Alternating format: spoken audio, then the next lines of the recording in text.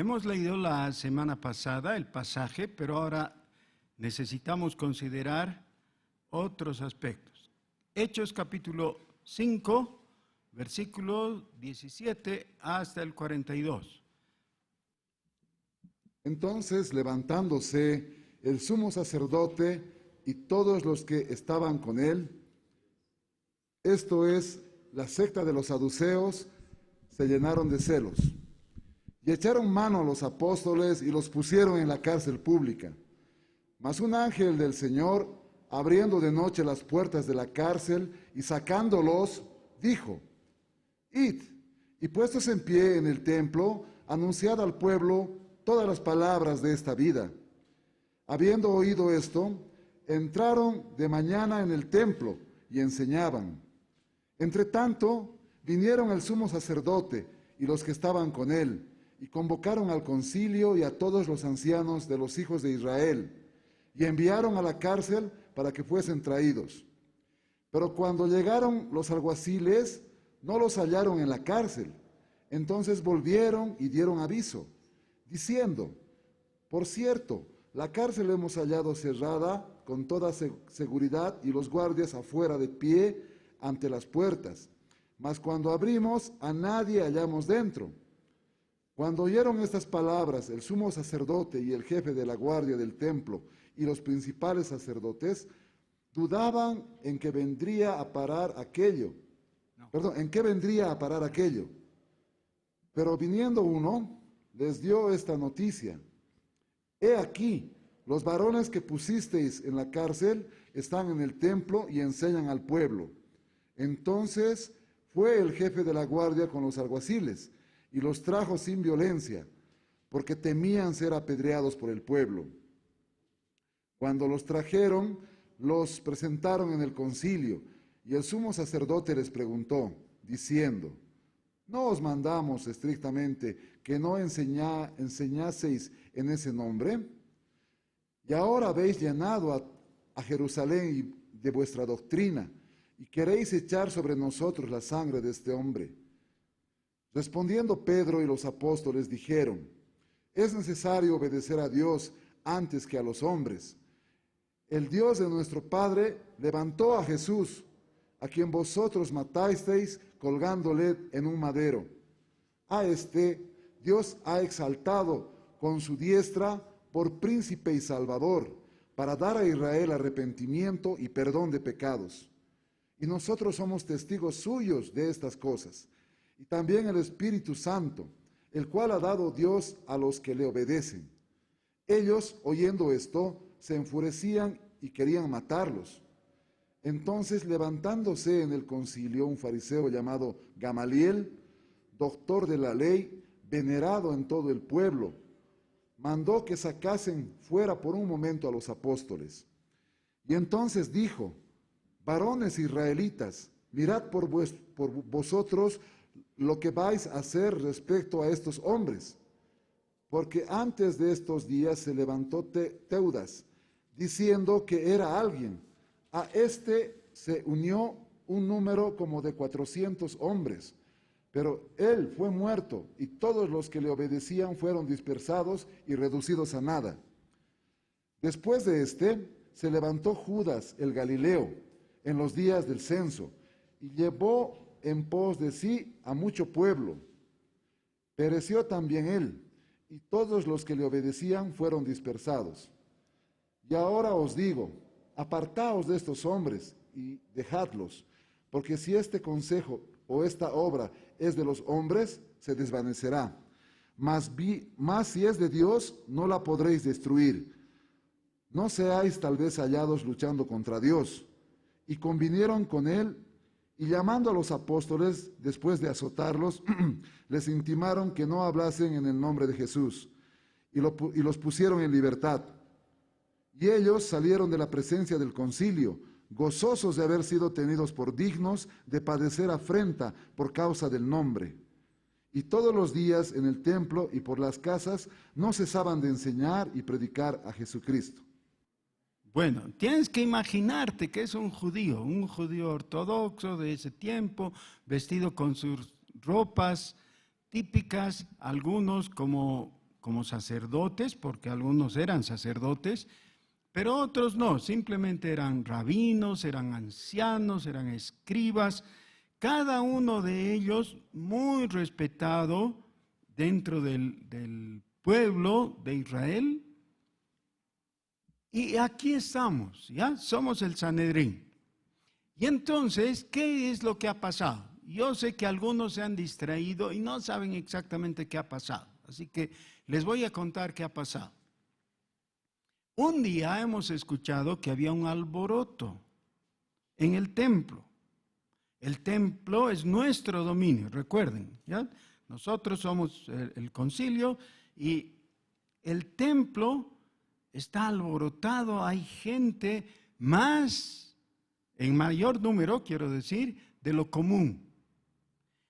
Y no sabemos por qué es. Así que vamos a ver y resulta que unos desconocidos, galileos ellos, están predicando y la gente está muy atraída por su mensaje, respondiendo al llamamiento que hacen, y claro, eso no les gusta porque a los sacerdotes de ahí del templo les gustaba a ellos tener la primacía y ser las personas que guiaran al pueblo.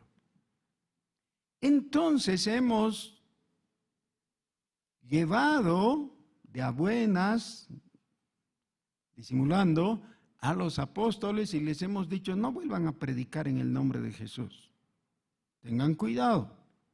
No. Y los hemos encerrado en la cárcel por una noche. Pero ellos han vuelto y de nuevo los hemos hecho encarcelar. Y ahora, cuando pensamos que todo ya está arreglado, volvemos a ver que están libres, están predicando. ¿Qué ha pasado con los de la cárcel? ¿Son los mismos? Así que, no sé si ustedes, queridos hermanos judíos, tienen una idea. ¿Qué creen que ha pasado? ¿Cómo es que los hemos puesto en la cárcel? La cárcel estaba bien asegurada y habían guardias ahí afuera, pero ahora está vacía. ¿Alguien tiene una idea? A ver, por favor, Rabino Gabriel, ¿tienes una idea? Ah, sí, como el Chapo Guzmán, ¿no? Puede ser, sí. Esa es buena idea, sí. ¿Qué piensan los demás? ¿Qué creen que ha pasado? No, somos judíos, somos incrédulos. Y tenemos mal concepto de los apóstoles, no, ni consideramos algo así. Ah, los guardias podrían haber sido sobornados. ¿Será? Ah, ya tú también eres de esa opinión. Bueno, ¿alguien tiene otro parecer? Todos tienen que hablar. Recuerden, los judíos son habladores, así. Sí, no parecen paseños. Hablen. Todos pueden opinar.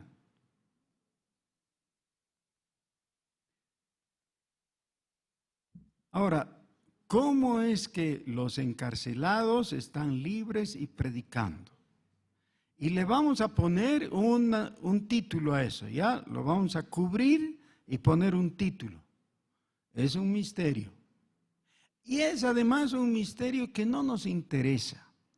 Porque si le pusiéramos atención y tuviéramos que dar respuesta a la incógnita lógica que surge ahí, tendríamos que considerar lo inevitable, ¿no? Por tanto, ya que no hay túneles, lo hemos comprobado, no hay, y los guardias no parecen haber sido sobornados, ellos mismos están sorprendidos de lo que ha ocurrido, no tienen explicación y pese a las torturas no han dicho nada.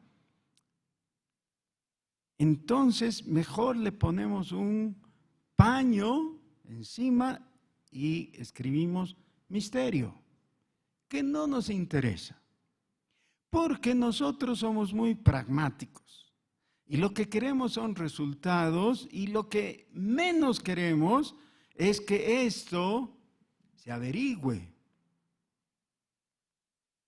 Es decir, no vamos a contratar un detective para que sepa cómo es esto. ¿Cómo se dice detective en guaraní? Averiguaré. Así que no queremos averiguar, ya es algo que está. Queremos solucionar. Así que los vamos a traer y les vamos a preguntar a esos predicadores ambulantes, ¿acaso no les hemos dicho que no prediquen en el nombre de Jesús? ¿Por qué están predicando de nuevo? ¿Qué respondieron ellos? Sí, exacto. Vamos a obedecer a Dios, no a los hombres, es decir, no a ustedes. Hay algo desagradable en esto, porque no nos gusta establecer esa confrontación de autoridades y nosotros sentirnos como carne fría dentro de un sándwich. ¿Ya? Es decir, entre los dos, porque al fin y al cabo, los miembros del concilio son nuestras autoridades, todos nosotros somos judíos. Pero tenemos que obedecer a Dios. Hay varios aspectos, varios ángulos que necesitamos considerar para entender este asunto. El primero de ellos es de tipo religioso. Creo que Dios en su bondad nos ha dejado este pasaje para que podamos observar ese conflicto que a veces no nos gusta ver, ¿ya? Esa tensión que surge entre la antigua religión, la religión judía, basada en el antiguo pacto, heredera de toda esa herencia del Antiguo Testamento. Y esta nueva secta, es decir, así la ven, la secta del Nazareno, que parece no encasillarse en lo que el resto del judaísmo cree, acepta y respeta. ¿Y por qué no nos gusta observar esa tensión? Porque no nos gusta tampoco ser parte de esa tensión, que es inevitable. Uno de los problemas grandes en nuestros días, justamente, es la fuerza con que el judaísmo sigue seduciendo a los cristianos en nuestros días. Hay iglesias evangélicas, tanto pentecostales como no pentecostales, es decir, tradicionales, que de un tiempo a esta parte han comenzado a celebrar la Pascua con los ritos judíos. Preparan una cena con el cordero, con hierbas amargas y han escogido algunos salmos que entienden que corresponden a esa época y tienen una cena y además lo hacen desde el ángulo gnóstico, es decir, con el juego gnóstico de decir, como yo lo sé, yo lo tengo y si quieres te lo comparto, pero para que te lo comparta tú tienes que aceptar mi autoridad. Ese es el juego gnóstico. Entonces, ¿alguna vez has participado de una verdadera cena pascual? Y tú dices, no, nunca. Sin pensar que en realidad no tienes por qué haber participado. Claro, corresponde al viejo pacto.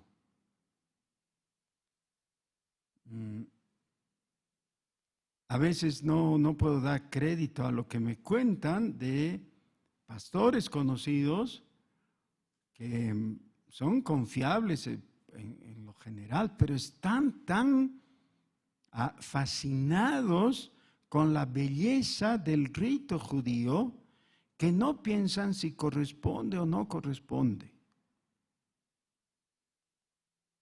El apóstol Pablo fue muchas veces vapuleado justamente por la oposición a semejante cosa. Ya ocurrió un problema en Antioquía de Siria cuando llegaron personas de Jerusalén, mientras Pablo y los otros ancianos de Antioquía estaban ministrando, llegaron estos de Jerusalén y les dijeron, eso está en Hechos 15, si ustedes no se circuncidan de acuerdo al rito de Moisés, no pueden ser salvos. Fíjense qué grave, ¿no? Y dice Hechos capítulo 15, versículo 2, que Bernabé y Saulo o Pablo tuvieron una contienda no pequeña con ellos por esa causa. Porque el Evangelio dice que lo que necesitas para ser salvo es la fe en Jesucristo. ¿Y qué? Y la circuncisión. ¿Ah, no? ¿Y entonces? No, y punto. Eso es, fe en Jesucristo. Eso es lo que necesitas. Cuando se agrega algún requisito a la fe en Jesucristo, se está aguando y desestimando el Evangelio. ¿Ya? El Evangelio, si tú le agregas algo, ya pierde su sentido. Fe en Jesucristo, eso es lo que se necesita. Por tanto, el sacramento de la circuncisión, que es del antiguo pacto, así como el sacramento de la Pascua, tienen que ser abandonados. Pero el problema es que los apóstoles, ellos mismos eran judíos. ¿Ya? El caso de ellos es diferente. Ellos ya eran judíos, su lugar de adoración era el templo. La pregunta es, ¿necesitaban dejar de ser judíos? ¿Se puede dejar de ser judío? Y ahí el asunto no es fácil de responder y yo creo que esa es una de las razones básicas por las que se ha escrito el libro de los Hechos. En realidad todo el Nuevo Testamento, porque cada uno de los 4 evangelios, el libro de los Hechos y muchas de las epístolas tratan este asunto inevitablemente, porque esa era la realidad del primer siglo en que ellos vivieron. Pero es muy importante entonces para ellos que descubran de una manera sensata, racional, pero por la guía del Espíritu Santo, que ya estaban viviendo en una nueva situación totalmente diferente, en el nuevo pacto, con las ventajas del nuevo pacto. Y por tanto no podían seguir con un pie en un camino y el otro pie en el otro camino.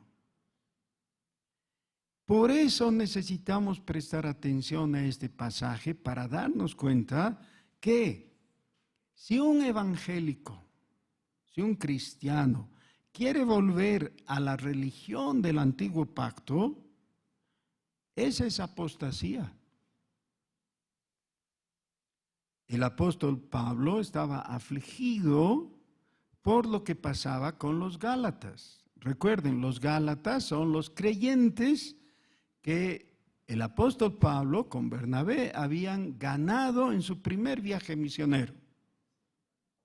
Y después les escribe lo que para nosotros es conocido como la epístola a los Gálatas. En la epístola a los Gálatas nosotros leemos que el apóstol les cuenta su propia experiencia y en el capítulo 2 les dice: no pudimos seguir en el tren de una comunidad cristiana insertada dentro de las costumbres y prácticas judías. Entonces tuvimos que reconocer que la nueva realidad es de la iglesia de Jesucristo. Y las personas que no captan eso y que estando en la fe de Jesucristo quieren volver atrás, Pablo en el capítulo 5 de su epístola a los Gálatas les dice: de la gracia habéis caído, los que os justificáis por la ley. De Cristo os desligasteis. Eso es muy grave. Es muy grave y nosotros debiéramos tener muy en cuenta eso. Ahora, esto no significa que nosotros nos convirtamos en antisemitas. Eso no está bien. O que odiemos a los judíos. Para nada. Debemos amarlos y debemos querer ganarlos para la fe en Jesucristo. Pero no podemos complicarnos, no debemos volver a la fascinación de ritos y prácticas del antiguo pacto porque no corresponden.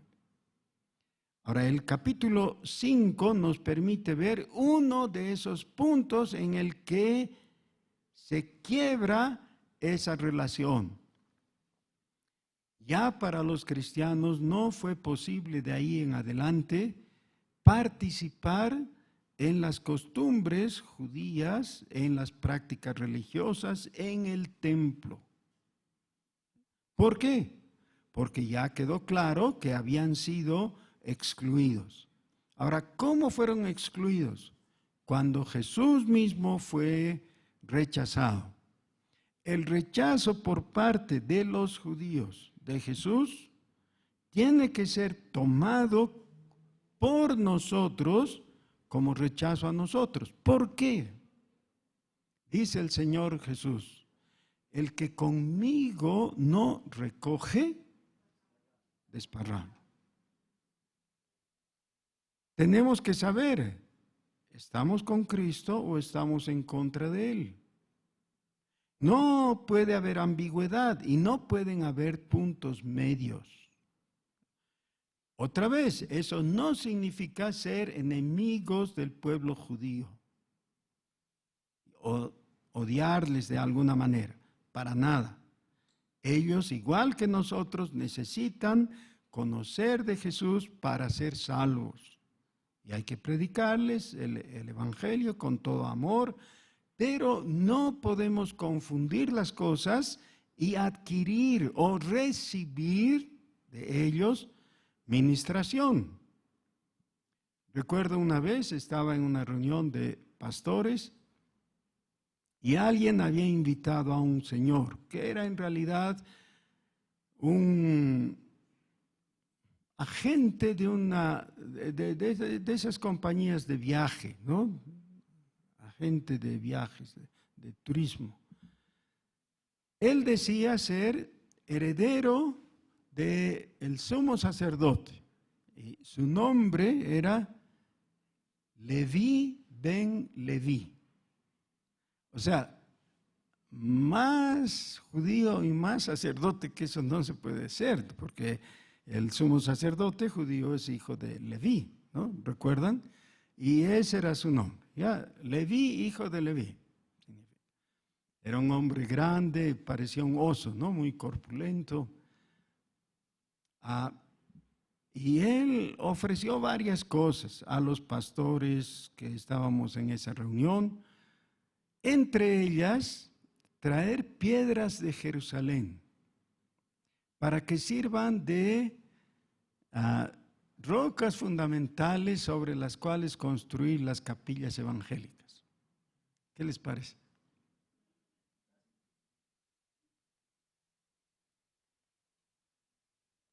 También ofreció una serie de ventajas para viajes a Tierra Santa y otras cosas más. El que haya ofrecido no era lo extraño ni ofensivo. Lo que a mí realmente me dio mucha tristeza es que de como 70 pastores que estábamos ahí, solo 2 rechazamos la oferta de él de darnos la bendición sacerdotal. Él pidió que los pastores se pusieran de rodillas y él iba a pronunciar la oración sacerdotal. Solo 2 nos retiramos. ¿Por qué los demás estaban dispuestos a arrodillarse delante del, entre comillas, sumo sacerdote judío, sin apreciar su investidura de ministros del Evangelio? ¿Por qué? Porque hay esa fascinación. Nosotros necesitamos tener muy en serio, tomar en cuenta todo esto que pasó y que el apóstol Pedro responde: varones judíos, tengan en cuenta que ustedes han matado al justo. Ustedes le han rechazado, le han colgado de un madero y nosotros predicamos a ese, porque en él hay salvación y en nadie más. Y ese es el mensaje del Evangelio que nosotros tenemos que predicar y es necesario que valoremos porque es maravilloso. ¿Ya? Miren, ninguna otra religión, aparte del cristianismo, tiene un evangelio. Es decir, ustedes pueden investigar, leer cualquiera de las grandes y pequeñas religiones que hay alrededor del mundo, no hay evangelio. Es decir, no hay una noticia de salvación. ¿Por qué? Porque no hay Salvador. Los judíos están esperando su Mesías. Los budistas no creen en la condenación, por tanto no se necesita salvación. Los musulmanes creen en el cumplimiento de la ley. Eso quiere decir ser musulmán, justamente, ¿no? Vivir rectamente para ser aprobados por su Dios. La salvación es fruto de sus propias obras. Nadie tiene evangelio, solo el que cree en Jesucristo. Y lo triste es tenerlo y no apreciarlo. Nos preguntamos entonces, ¿y en qué consiste esto que es tan valioso que estoy mencionando? Es que es tan maravilloso que por la repetición que le hemos dado, nos hemos familiarizado con la idea y ya no la vemos como algo sobresaliente y le hemos quitado el brillo. Pero resulta que tú y yo somos pecadores, merecedores de eterna condenación, y por la sola gracia de Dios, Él ha decidido no condenarnos como era lo justo para nosotros y no enviarnos de por la eternidad a el lago de fuego. Ha decidido, por el contrario, quitar nuestros pecados y llamarnos para vida eterna, sobre la base del sacrificio de Jesucristo en nuestro lugar. Y ahora corresponde que digan gloria a Dios. Gloria a Dios. Qué maravilloso es Dios. Qué maravilloso es nuestro Salvador, que ha dado su vida por nosotros. Y yo sé, algunos están pensando, ya sabía yo eso. ¿Sabes qué? Tienes que alegrarte en eso, porque si no es algo que aprecies, lo vas a perder. Eso es lo que enseña Apocalipsis. Tienes que apreciar tu galardón. En este caso, tu galardón es la salvación. Tienes que amar eso. Tienes que apreciar sobre todo a tu Salvador. Por eso, la exhortación repetida 7 veces en la epístola a los Hebreos es que consideremos a Jesucristo. Eso dice, considerad al autor de vuestra fe, al apóstol y autor, al consumador de vuestra fe, Jesucristo. Y eso necesitamos hacer. Eso es lo que estaban haciendo. Varones israelitas, mirad por vosotros, dice, lo que vais a hacer. No sea que seáis hallados luchando contra Dios. Hermanos, necesitamos recuperar la confianza en el Evangelio. No digo que la hayamos perdido, pero a veces parece que hubiéramos perdido el fuego, que hubiéramos perdido el entusiasmo. Necesitamos participar de esto, reconociendo que nosotros lo tenemos. En los juegos que hay de salón, en los grupos juveniles generalmente, hay uno que tiene o que toma diferentes formas, ¿ya? Y la forma principal es que la cosa que tienes en la mano la pasas al otro, mientras hay una música sonando, ¿no? Y esa cosa no tiene que permanecer en tus manos, porque cuando cesa la música de improviso en cualquier momento, si está en tus manos, tú pierdes y tienes una penitencia. Entonces es mejor que no la tengas en tus manos y que la pases rápido. Danielito, ¿puedes acercarte hasta donde está el cable blanco? Con manos libres.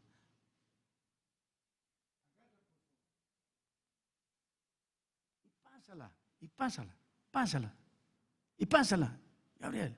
Muy rápido, así, lanzando, rápido, pasen. Estamos jugando, recuerden, pasen, muy rápido, eso es.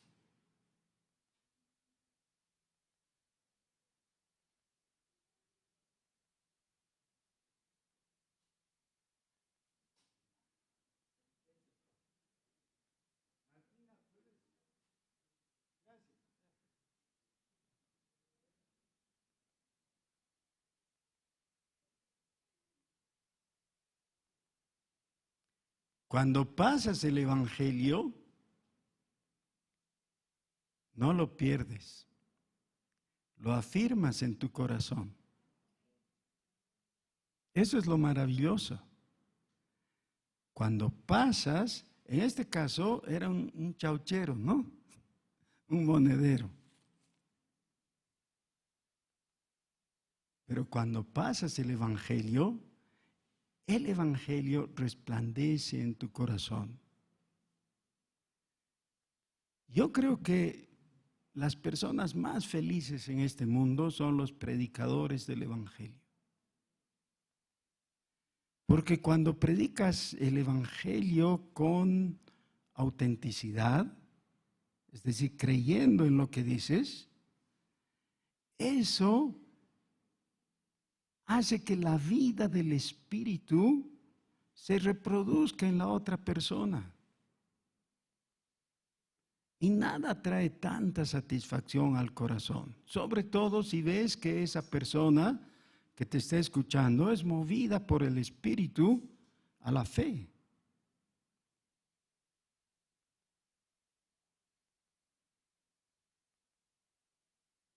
Dice que ellos salieron de la presencia del concilio gozosos de haber sido tenidos por dignos de padecer afrenta por causa del nombre. Y todos los días en el templo y por las casas no cesaban de enseñar y predicar a Jesucristo. ¿Quiénes?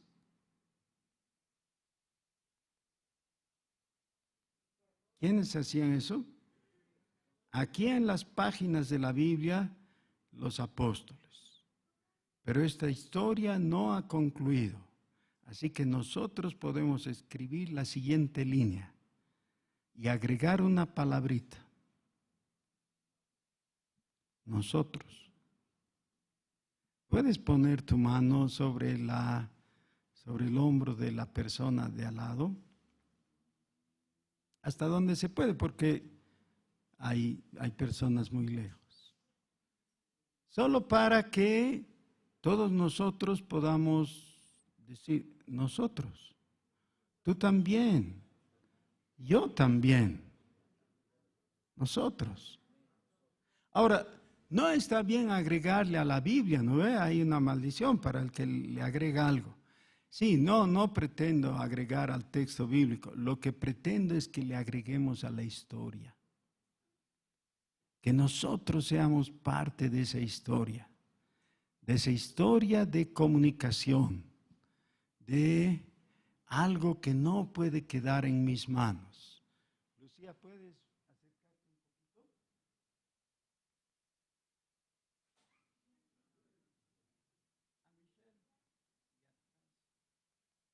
¿Y quién va a participar?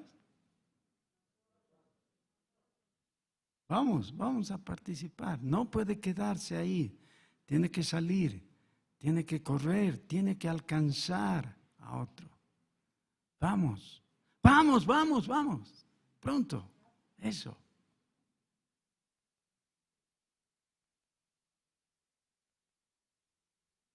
¿Saben qué? Esa bolsita negra está solo con asquerosas monedas.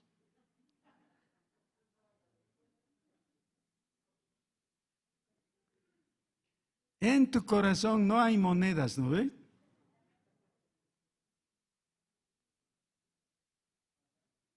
Hay monedas de oro. En realidad algo más precioso que el oro. La verdad del Evangelio. La verdad del Evangelio. Eso está contigo. Si hacía caer, pongámonos de pie.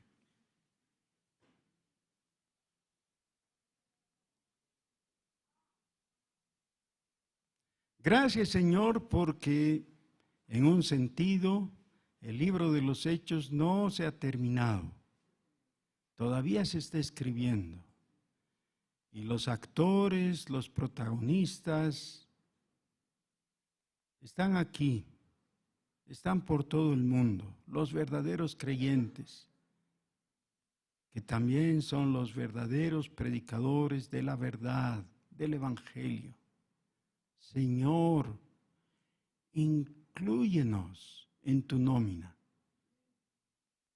por tu Espíritu, por tu poder, en el nombre de Jesús. Amén.